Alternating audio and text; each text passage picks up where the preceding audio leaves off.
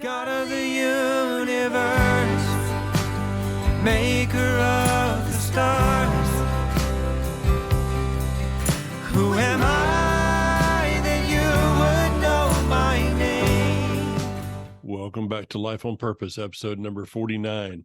And gentlemen, I've got a scenario to put out to you tonight, and just to get your comments on it. I'd like you to consider for a few moments that 10, 15 years ago or so, your parents were allowed to make Aliyah, move to Israel, become citizens of the state of Israel. What that would have done for you is put you in line for mandatory 30 months plus of military service. If you had sisters, they would have been also in line for 24 months plus of military service. But after serving that time, you would have gone on reserves. During that time, you would be going to the field once in a while to train. But during the last few weeks, you would have gotten a phone call to show up. And right now, I would be doing this program by myself, because all three of you would either be on the lines at Gaza, on the northern border with Lebanon, with Syria. You would not have bought a mobile home in the process of all of this. You would not have moved into a camper, into a fifth wheel, because neither one of them would have had bomb shelters. You would have moved into a house, an apartment. And as you were away from your home, with every rocket going out of Gaza or off the northern border with Syria and Lebanon, you would have thought to yourself about your family, your wife, your children, who would have had somewhere between 10 seconds and a minute and a half, no matter where they were, to get into a bomb shelter. The interesting thing is that as soon as I got off of this program by myself tonight, you would be expecting that myself, other men my age, would take up probably antiquated firearms and would be walking around the communities that your wives, your families were living in, expecting me and those men like me to protect them, because you would not be there. That is the scenario that many Jewish men and women are living out tonight. I hand it over to you.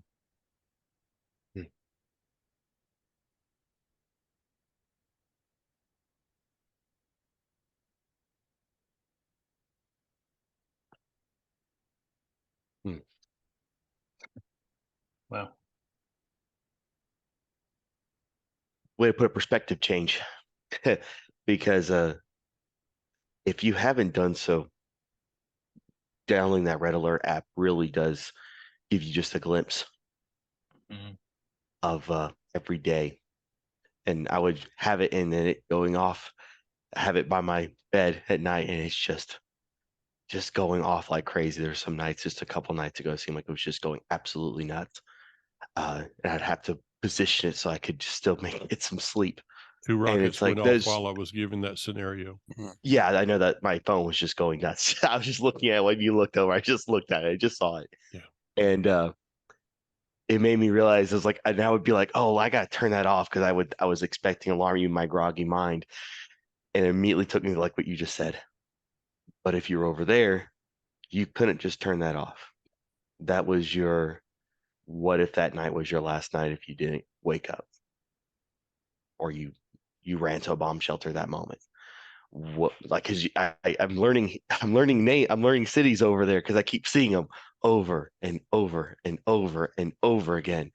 And here's like, oh my gosh, every time that going off, they have to move. It's definitely different, because I remember I can't remember what that was. You said it was a 2012 or something like that when this happened last time, when I first did, or I can't remember. It was the last time when we saw a lot of rockets. It was only a few years ago, it seemed. And it was definitely going off, but not like this. This is totally different. and it just keeps escalating and keeps escalating. Yeah. Yeah, but what a perspective change you're saying that. I think that a lot of times we don't realize that if things had turned out differently, we'd be over there. And what would that look like? Daniel, Ryan. Yeah, I think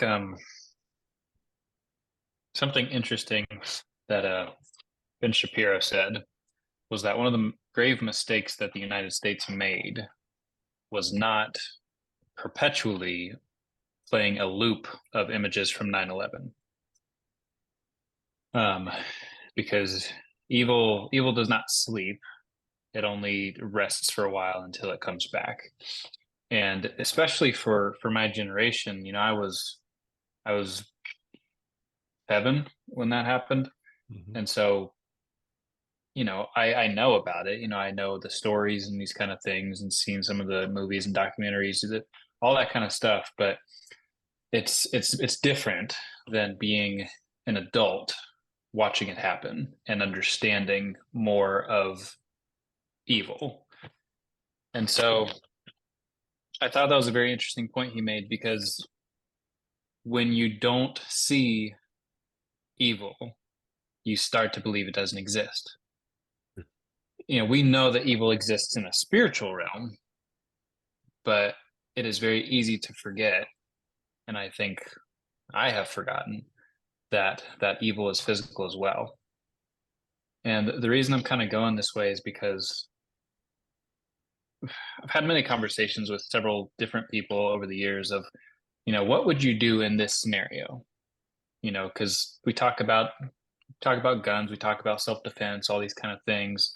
All these scenarios of like, what if the American government came and started to, and all these scenarios are totally different.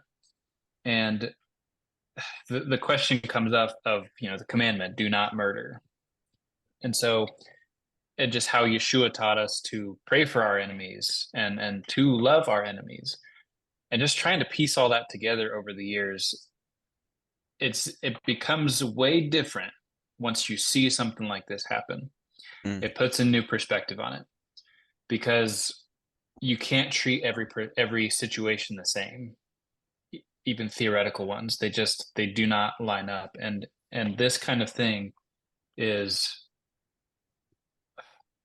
I don't know, I keep going back to it, that I have not seen with my eyes the kind of evil, blatant, 100% unadulterated evil that we have seen in the last weeks. And so, these are things that I've been thinking about. What does this look like? What if I was over there? It's just a total perspective shift, because it just becomes different once you really understand what evil looks like, that it has a face, that it has a name. And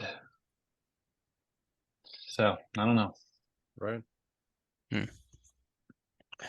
You asked, or you painted a scenario sort of what the mindset would be, what the thought processes would be, were we to be in that situation.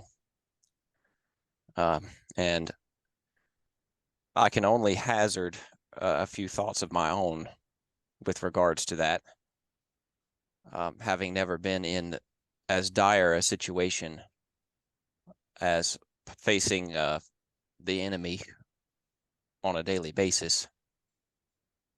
And so as my mind often does, it goes to history and what we can learn from it. And I was reminded of a letter that was written before the Battle of Bull Run by a soldier to his wife. And the words in this letter, and I won't read all of it, but I think are very poignant and could apply to the mindset. He says, "My very dear wife, indications are very strong that we shall move in a few days, perhaps tomorrow. Lest I should not be able to write you again, I feel impelled to write a few lines that may fall under your eye when I shall be no more. Our movement may be one of a few days' duration and full of pleasure, or it may be one of severe conflict and death to me. Not my will, but thine, O God, be done. If it is necessary that I should fall on the battlefield for any country, I am ready. I have no misgivings about or lack of confidence in the cause in which I am engaged, and my courage does not halt or falter. I know how strongly civilization now leans upon the triumph of government, and how great a debt we owe to those who went before us through the blood and suffering of our revolution. And I am willing, perfectly willing, to lay down all my joys in this life to help maintain this land and to pay that debt. Excuse me.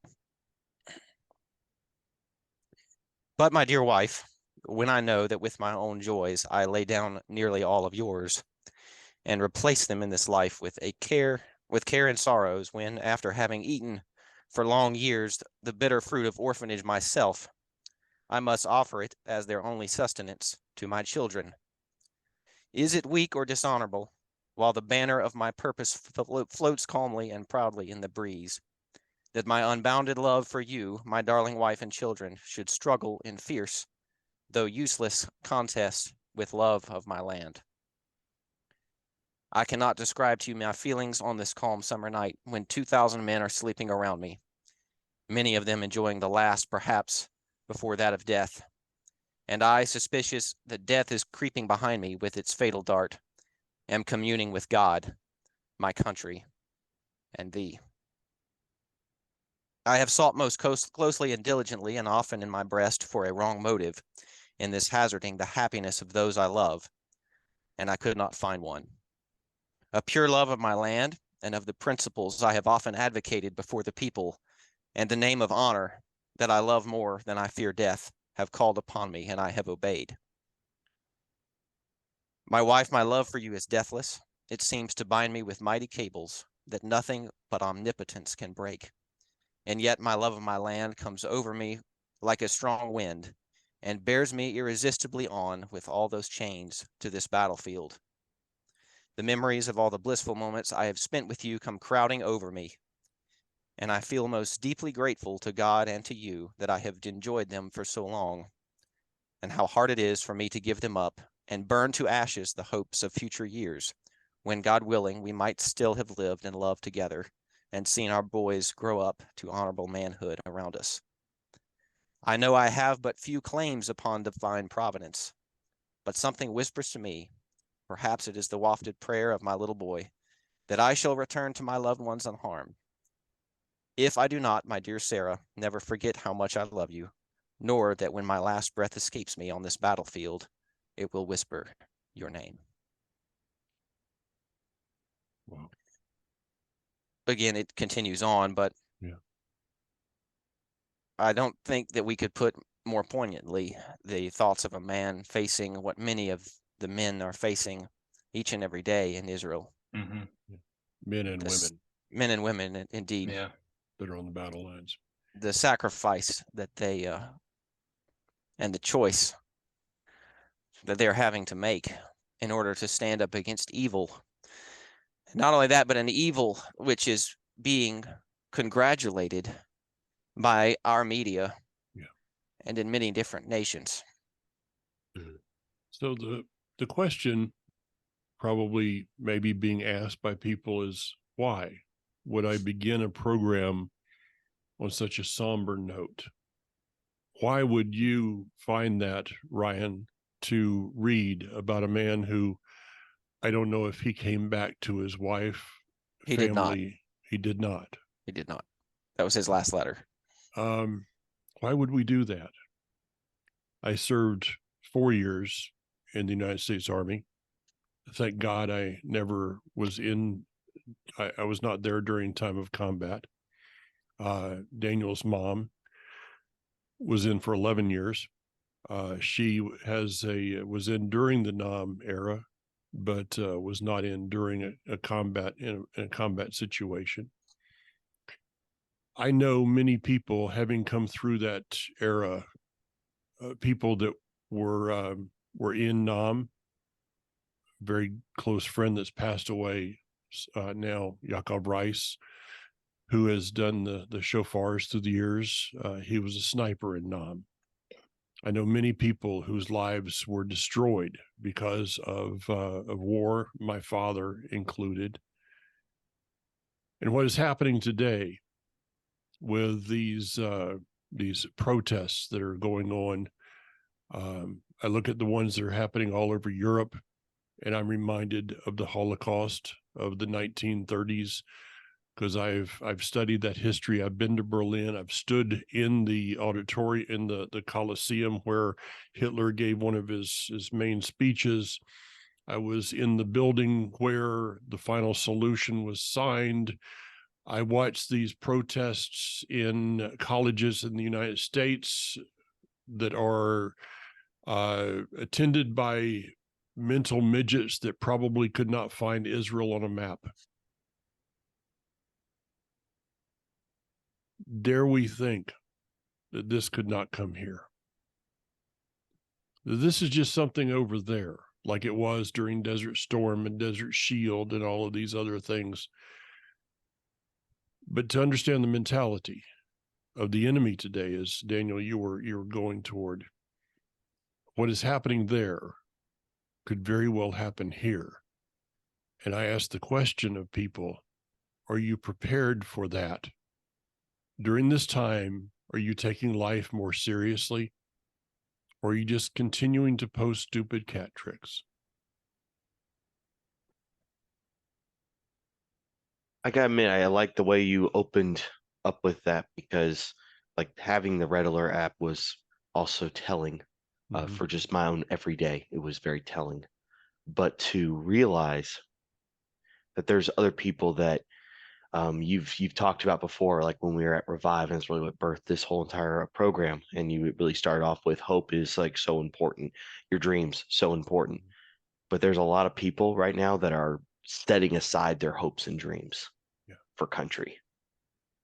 And to realize that in America, like that's not even challenged over here. That's not even challenged. It's just that's just a part of your everyday. Like that's just a staple. And then to realize, oh, that can actually be messed with. Hopes and dreams can be messed with, especially over there. They have been.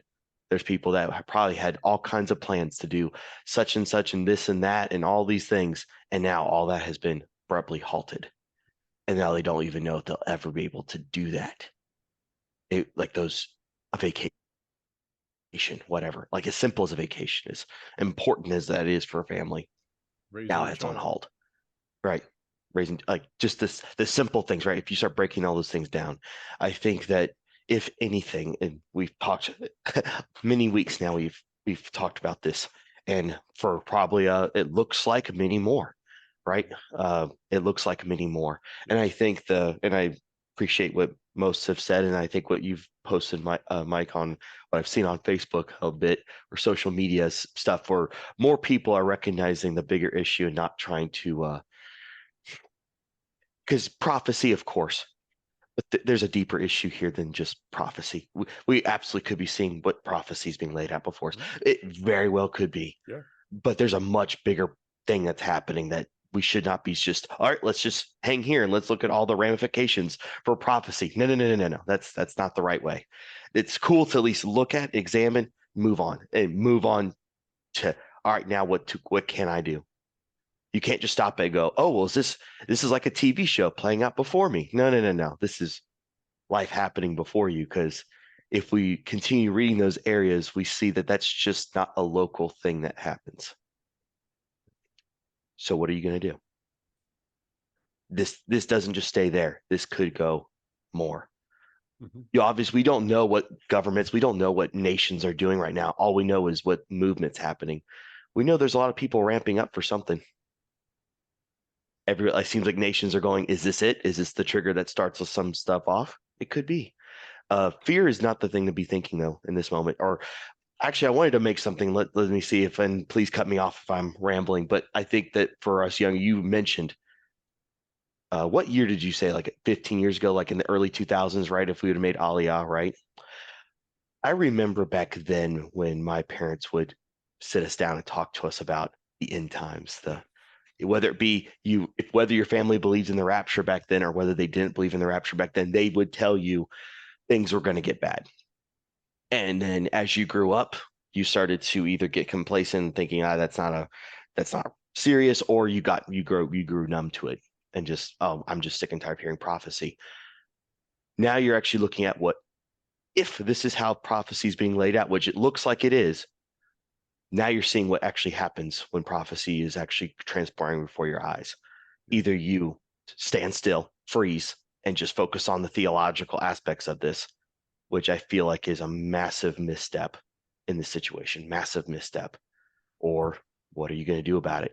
How are you going to handle every day? Because you can't just treat every day as normal, especially if you are connected to it, which, again, if you haven't downloaded Red Alert, just download it. It will give you a perspective change. Yeah, I want to talk Guaranteed. a little bit more about. I want to talk a little bit more about news in just a moment, but let's hear from the other guys here.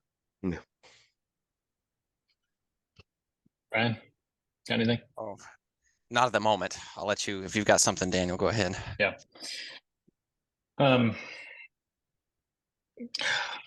I think the really interesting thing about what you were reading, Ryan, is how he was talking about his love for his land. Mhm. And you read that now without the perspective of what it was like then. And it's easy to think like, why would he, how do you justify that? How do you justify a love for your land over a love for your family? But that can only be twisted out of context, because what we're seeing now is the same thing. These people, and it's a perspective shift. A love for your land, in this case, Israel, or our eternal home, our eternal land that we are thinking of, we're picturing on our spirits. To act now for that can be linked to a love for your family. It can be linked to a love for your friends and all that kind of stuff, because in the end, like our family and our loved ones, those relationships are eternal. Those things carry on into eternity. Nothing that we can physically touch here really does. And so when you go into those situations and you are willing to, you have that feeling that he's talking about, that he can't describe, that love for your land, that you're about to go die, it, and you're willing to do it because of your convictions and your confidence in what you're fighting for. And those kind of things can only be understood in a time like this. Mhm. You can understand them in theory. You can think about it, but you can't really understand it until something like this happens, where you are forced to ask yourself, what are my values? What is bigger than what's in front of me? And I think it's important. Dad, one thing you're talking about, asking people, are you prepared for that? Not like, you're not talking specifically about a physical preparation. No. Are you mentally prepared? Are you spiritually Yeah. prepared? Like, do you have the emotional fortitude to withstand kind of something like that? And the truth is, none of us really know if we do, but Yeah. you can, what was the thing you used to say, Dad? You act like you train, or what was that thing? Do you remember? You in a time of crisis, you do not rise to the occasion. You sink to your training. And Yes. so how you have, and Ryan, you would know this very well, with your experience, that people say, well, when that happens, no, you're going to sink to whatever your lowest common denominator is of your life. And so if you're falling apart over the your toast burning in the morning, if you're falling apart over something of total insignificance, don't think that you're going to just all of a sudden become this superhero. You're not. You're going to become the weakest link in the chain, which is going to be detrimental to other people's lives. That's right. Yeah, Daniel, you were hitting on a point there, if I may, of this love of land over family that, like you said, could often be misconstrued. I think what we have forgotten as a nation and as a people in this modern society is what the land represents. It is not necessarily that you fight for the patch of dirt. Right. It's the values that patch of dirt upholds. It's the Good word. freedoms that patch of dirt allows. I'm reminded, of history again. During one of the liberations of one of the death camps during World War II, they had discovered a flag flying, and it was a American flag, obviously, very poorly made, but the prisoners inside the camp had been sent there essentially to die. It was a death camp. Of those that survived, they took pieces of their clothing in order to make an American flag because of what it represented. And that they could fly it to the Americans to show that they were ready to be liberated, that they were, please come to our aid. And that flag is still on display. It's either in Israel or in Washington, D.C. at the museum there. Mhm. Regardless of how the flag looked or whatever, it's what it represented. Yeah. And to those that looked upon it, it represented hope. It represented freedom and the ability to serve their God in the way that they chose and the manner that they chose. We have to ask ourselves, if we don't have a line in the sand, well, you've said it before, Mike, if you don't stand for, if you won't stand for anything, you'll stand for nothing, or something like this. It's, I'm butchering the You don't phrase. stand for something, you'll fall for anything. That's it. There you That's go. it. Thank you. What he said. I think this is something that we must remember in these times, and that an attack on our brother, an attack on Israel, is an attack on us. It is an attack on the Torah.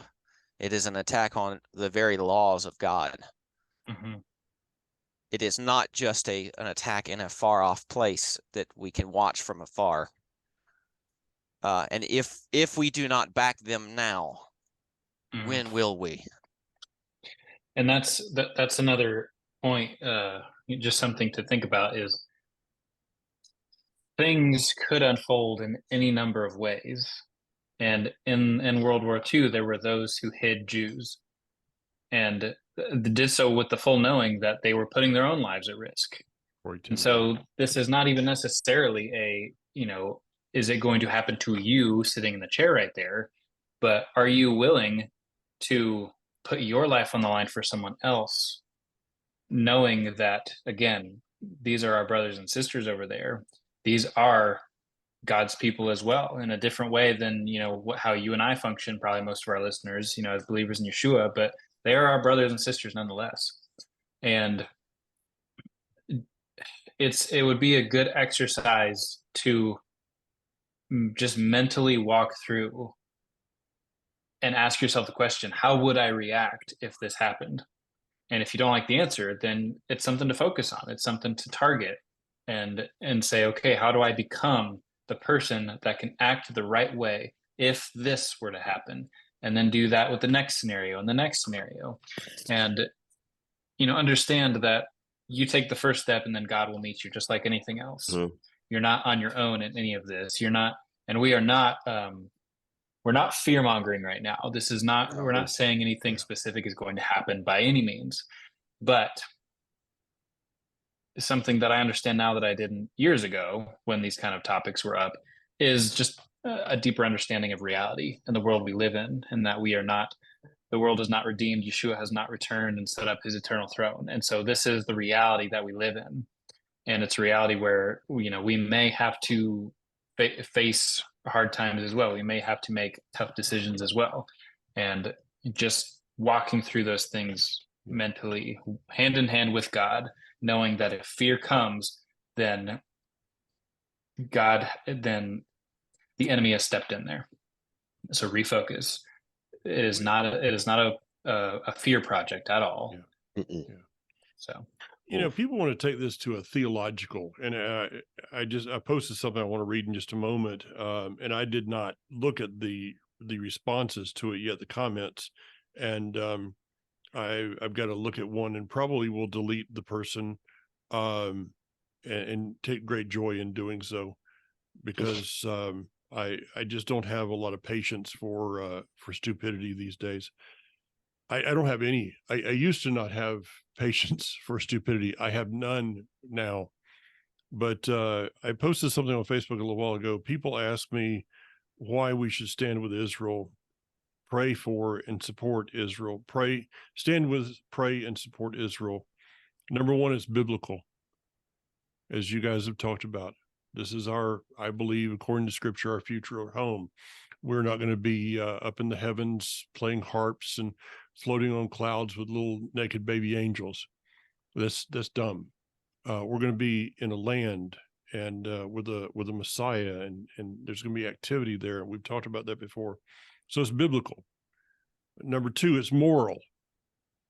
For those of your generation, it is my understanding that most are receiving their news from TikTok, Instagram, and X, or what was Twitter.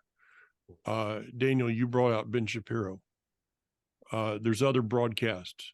I urge people to go daily to IsraelNationalNews.com, JerusalemPost.com, I24.com, TimesOfIsrael.com. Get the actual news. See the images of the atrocities that were happening there. Why would I stand with Israel? Because it's moral, because it's ethical. And number four, I stand with Israel. I pray for Israel. I support Israel and the IDF. And thanks to the thousands of soldiers, most under 22 years old, who are risking their lives to keep terrorists from the doors of their homes today, so they don't show up at ours tomorrow. Amen. To your first point, Mike, of it being biblical, many have tried to use Scripture to say otherwise. I passed by a church a couple of days ago, and I thought it put it very well.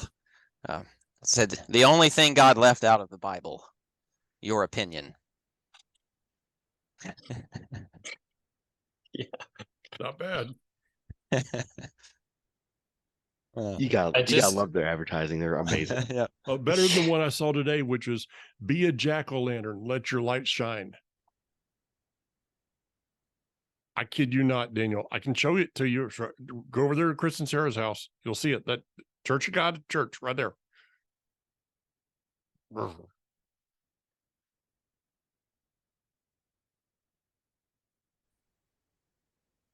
back. Okay. Now we're Okay, we're back. Sorry. Maybe. Might have to edit something out there. I don't know. I assume that you said be a jack-o'-lantern, let your light shine. Yeah.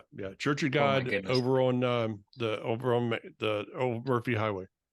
I did see one on Highlands Road that said God commanded us to pray for Israel, and I was like, "You guys go. That's fantastic. Thank you so much for keeping it simple and scriptural." Yeah. And Yes. I just question, like, I hope that everybody asks themselves the question, because it's tempting. It's really tempting to watch everything unfold, see it all happen, and go to the prophecy and like, oh, what does the Bible say about this? And then forget that it's actually happening.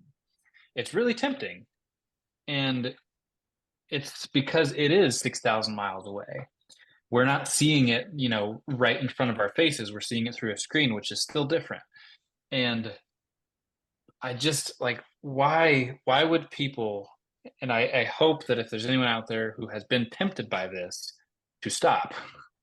And if you see other people doing it, either just delete them, or I don't know, say bless your heart.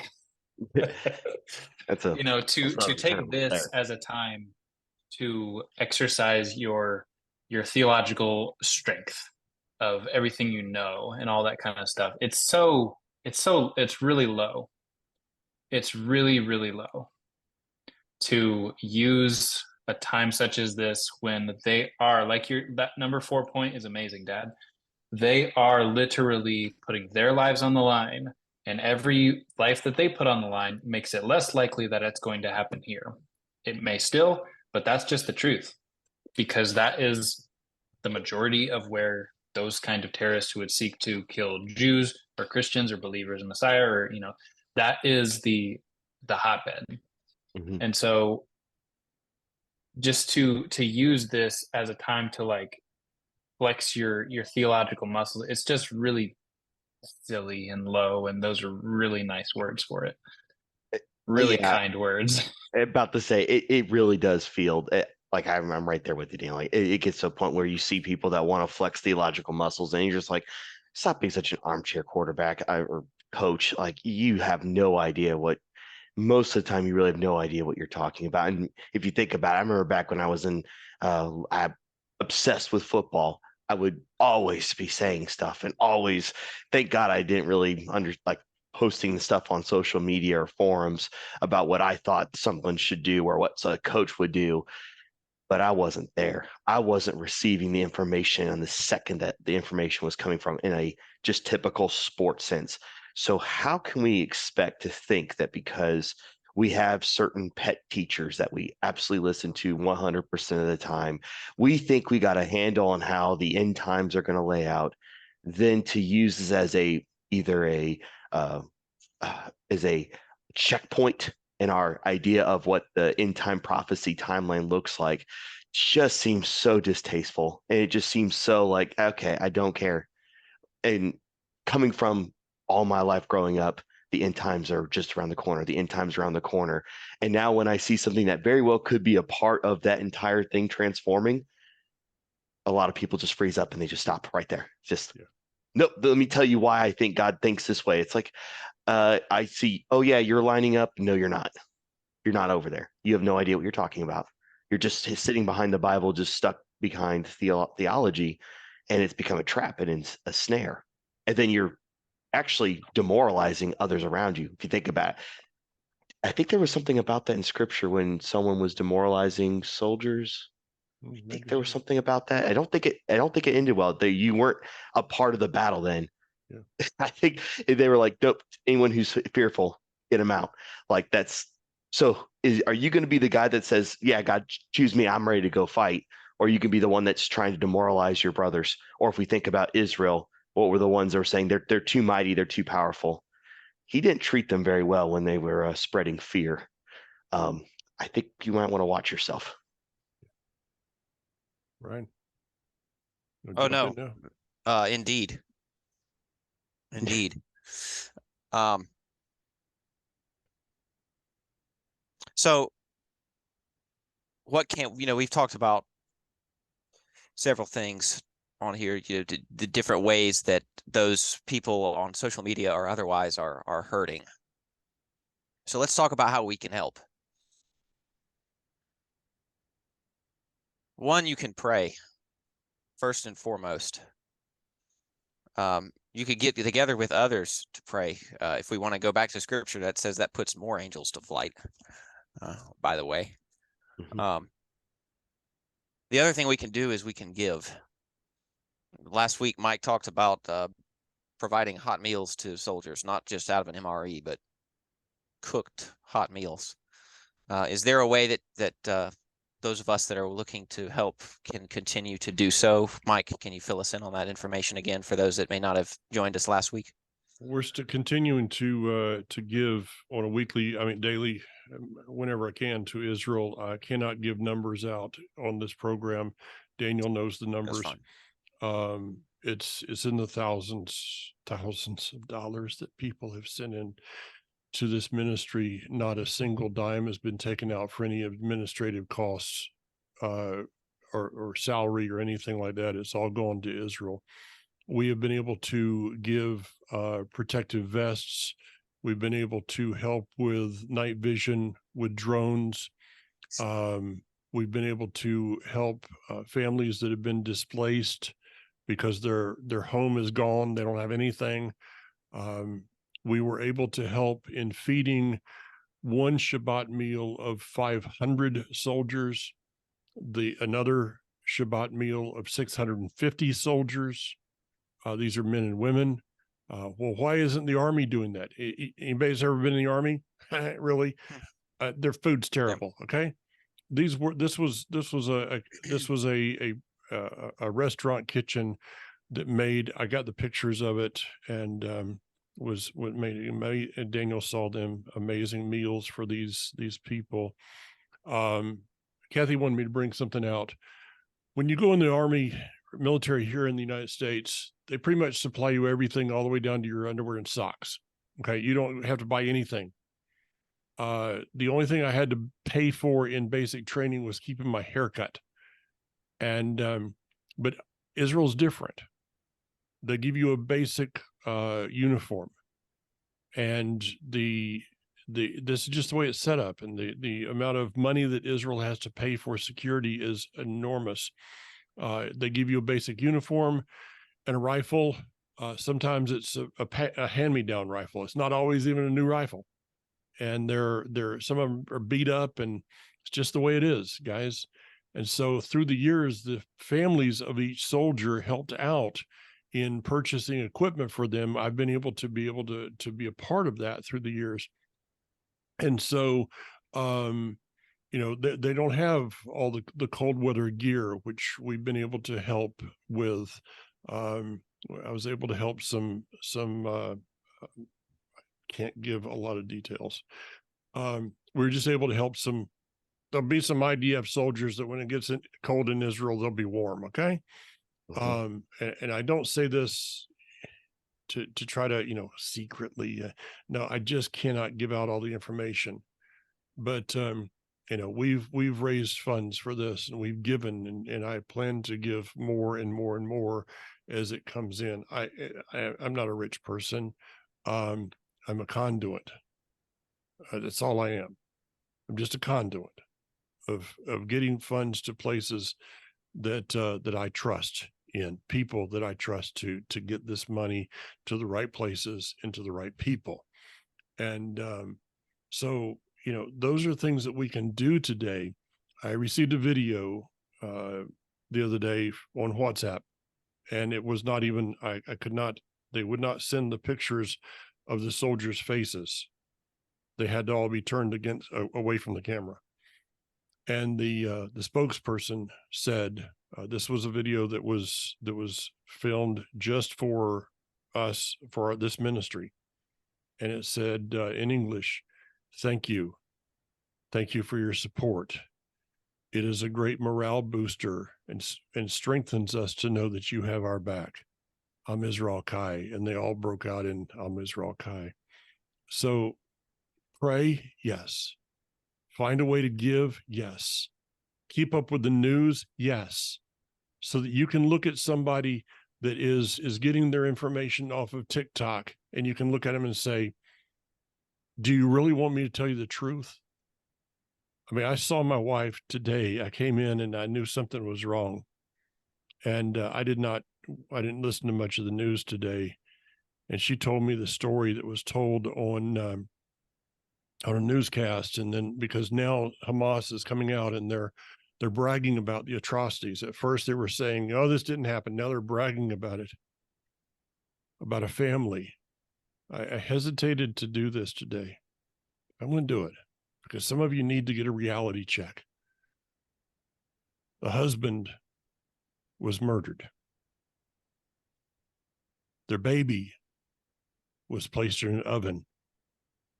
The oven was turned on, and the child cooked to death while the mother was kept alive to hear the screams. These are the things that are happening. Put your theology away. I don't want to hear it. Is this mental midget that's arguing right now on my Facebook site is about to be deleted. I'm going to take great pleasure in that. Put the theology to the side. These are humans. That was a baby that didn't know the difference. All these soldiers, all these the families that we've been able to help, I have not asked a single one of them what they believe, because I don't care what they believe. All I care in is that they are human. They're my brothers and sisters, biblically, I believe, and they need our help. And that's it. There is a very famous saying, I'm sure many of you have heard it, but it stands true. It says, all that is needed for evil to succeed is for good men to do nothing. Mhm. Let us not do nothing. I would say we should be praying for boldness,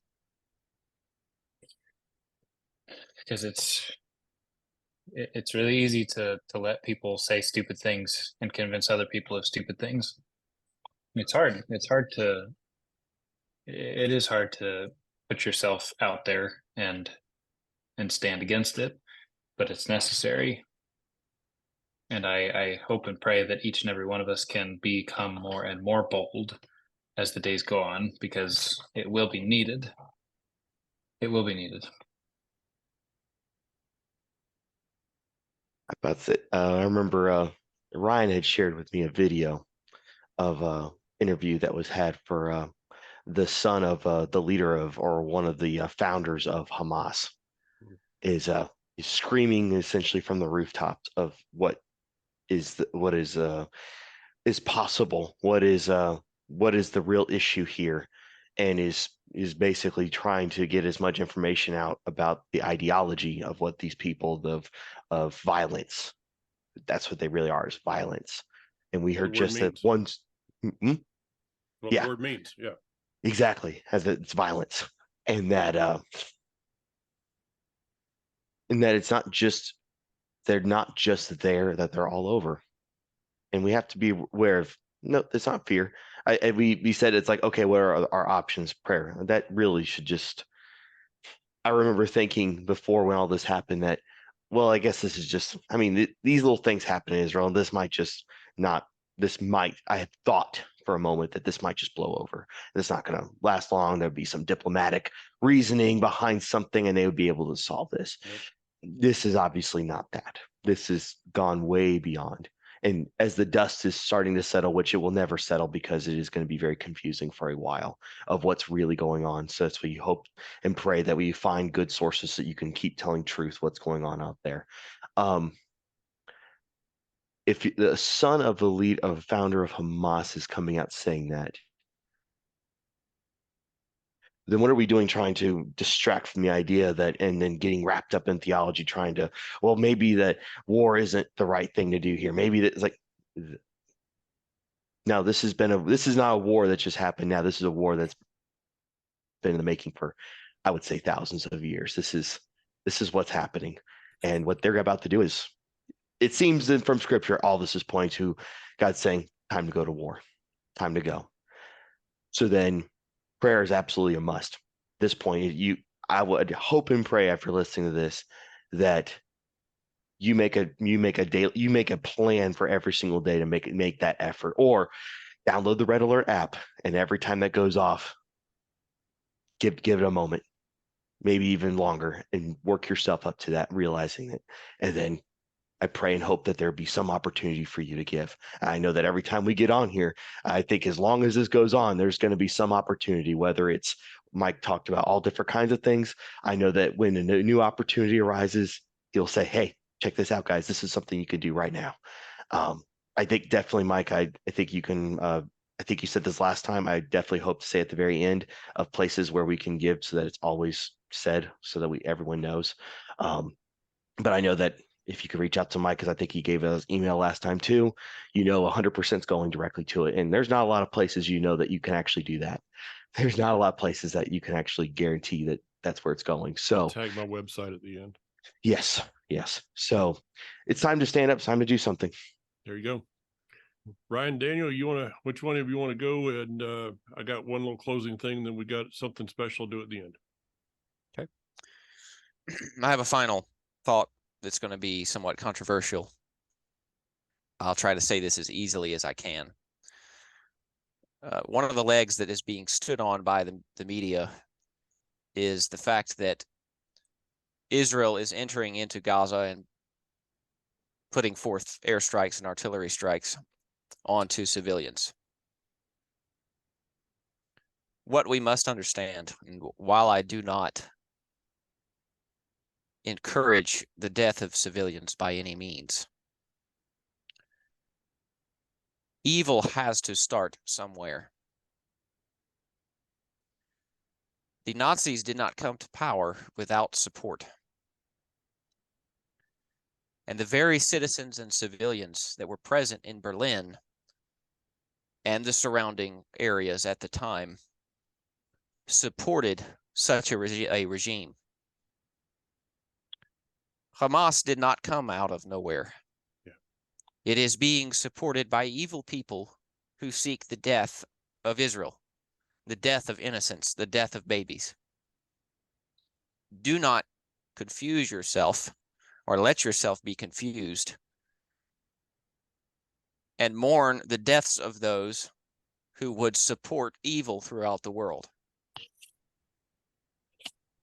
Good word. I hope that wasn't too harsh, but I think that needed to be said. Somebody needed to hear that.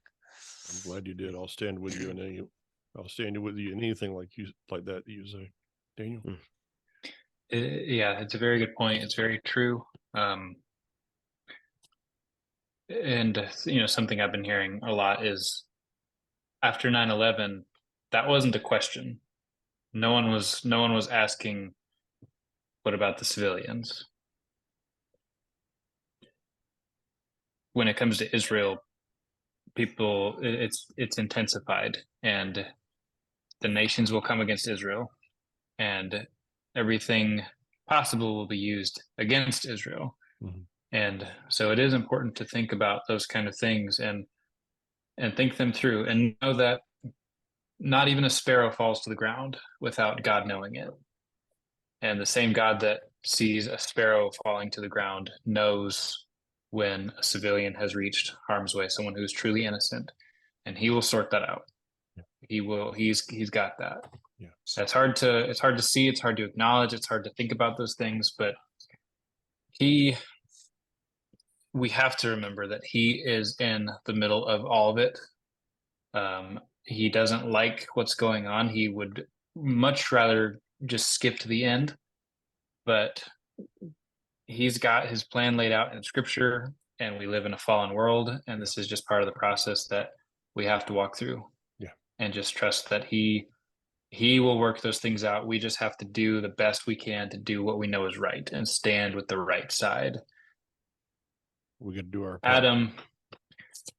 Adam stood with I think you could say, to some extent, and this is probably also controversial, but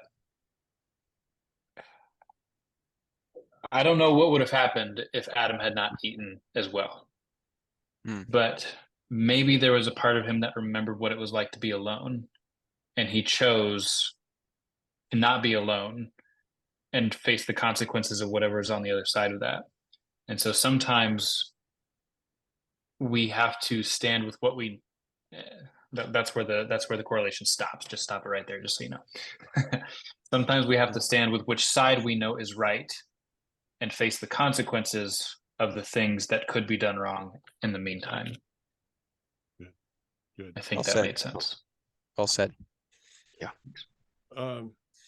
In the coming weeks, I would love to do some really wonderful, joking, four guys yakking programs, but I doubt that that's going to happen because we live in serious times. This is a season. It's a very serious season. And what I'd like to do, what we were planning to do tonight, we didn't get to, is talk to our listeners about some situational readiness for themselves. Maybe you've never been told any of this, or maybe it's a long time ago and you forgot about it. And just some things, some practical stuff, and not in fear, but in faith. Practical issues. We will maybe talk about some of the things of what's the religious background, what's all that stuff about as we go through it. So we've got some I've got some thoughts that we're going to come up with in the coming weeks, and I pray that people would one of the things you can do is, if this program has spoken to you in some way, share it. Okay. Well, Yes. maybe they won't like it, so what? Maybe it'll change their life. You don't know that. To not share something that is what I believe is good information is to withhold something from someone. And the scripture tells us not to withhold what a person needs for their own life. So I hope that helps with this whole program helps.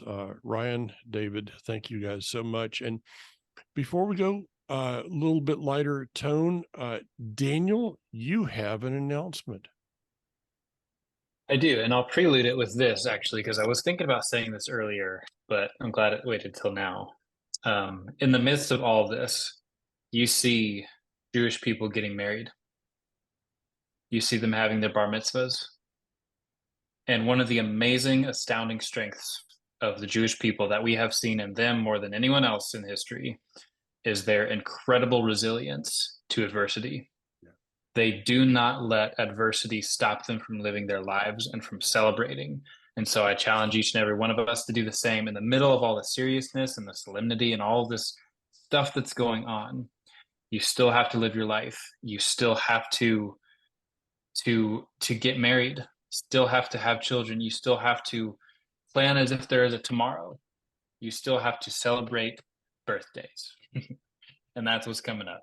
By the time Myth comes out, I think, depending on what day it comes out, it will be none other than my mom's birthday. And so happy birthday to you, Mom. There you go. Birthday, Mom. Happy All birthday. All right. And